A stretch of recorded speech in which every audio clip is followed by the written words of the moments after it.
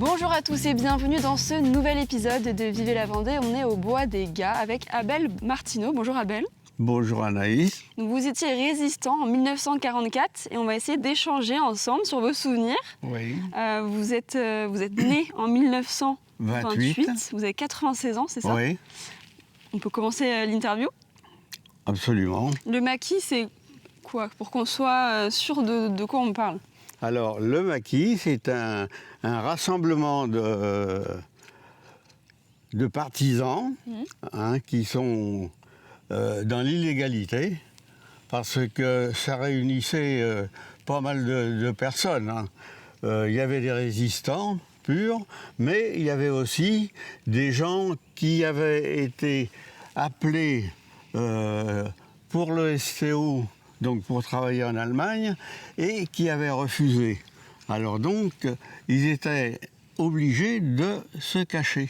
Parce que sinon, ils pouvaient mourir, quoi.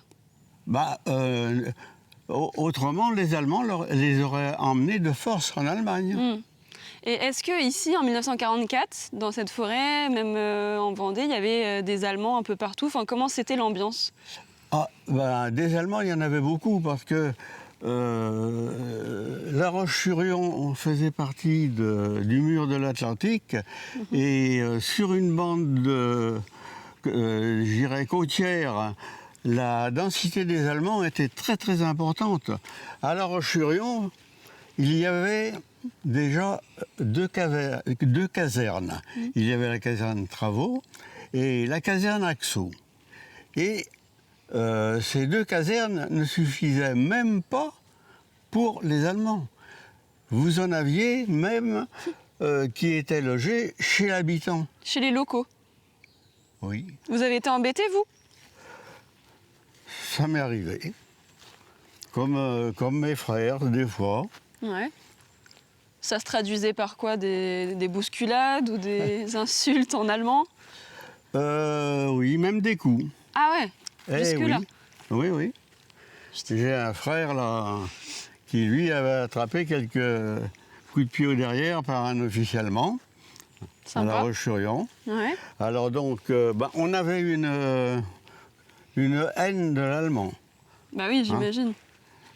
C'était un petit peu particulier comme, comment dirais-je, comme notre façon de vivre. Moi, j'ai déclaré que j'avais 18 ans.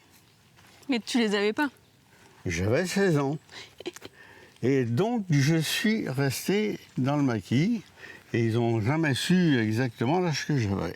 Alors ça, c'était au mois de janvier. Hein, 44? 44, et nous étions en ligne donc à Pornic. Et là, j'ai été démobilisé. Ah bon?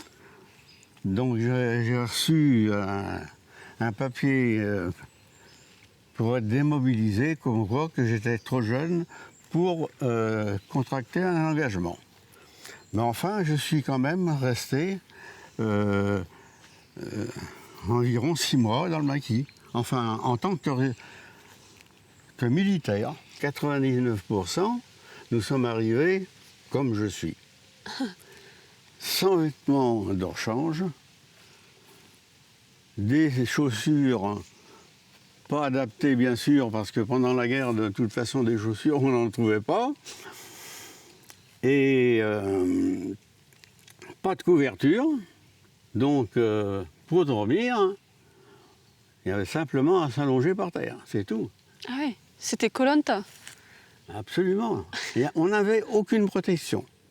Alors, après le parachutage, là, on a commencé à s'organiser parce que, avec les parachutes, on a confectionné des tentes où on pouvait tenir environ 25 en dessous. Ça formait un petit peu comme un village, avec le poste de commandement et les tentes qui étaient autour, donc formées par des parachutes. Mais le fait de s'investir en tant que résistant, c'était donc, j'ai l'impression, une évidence par le contexte et tout. Oui. Mais quand même... C'est un peu tout ça. Ouais, mais devenir résistant, tout le monde n'a pas été résistant. Donc d'où ça vient, ça? Bah, C'est le courage quand même, hein. disons que mon père déjà avait fait la guerre 14-18, il avait été blessé. J'ai un oncle du côté de ma mère qui avait été tué. Et les souvenirs de la guerre 14-18 subsistaient, ils étaient toujours là. Donc tu avais peut-être une haine en toi en tant qu'enfant de voir tout ça. Exactement. Donc tout ça réuni, ça agissait sur notre caractère. Et donc déjà on était catastrophés. Quand les Allemands ont envahi la Pologne, après la Belgique. Vous étiez au courant de ce qui se passait à Auschwitz et tout ça, c'était... Ah non. Non, ça vous saviez pas tout ça? Les camps de la mort, on n'était pas du tout au courant. Les gens qui se faisaient arrêter, je vois à La Roche, les Juifs, on croyait qu'on les emmenait en Allemagne pour travailler. Là, votre ressenti avec le monde actuel, comment il évolue? Avec toute l'actualité, j'imagine que vous vous renseignez un peu sur ce qui se passe. Qu'est-ce que ça vous fait? Ce que ça me fait, c'est qu'à l'heure actuelle, on a l'impression qu'on est à peu près dans la même situation qu'on était en 38, 39, avant que la guerre se déclare.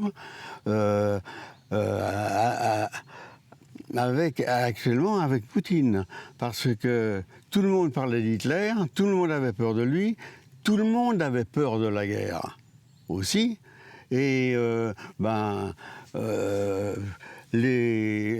les hommes politiques n'étaient pas à la hauteur. Aujourd'hui, peut-être qu'on est à la veille d'avoir une guerre avec la Russie, c'est fort possible. Hein?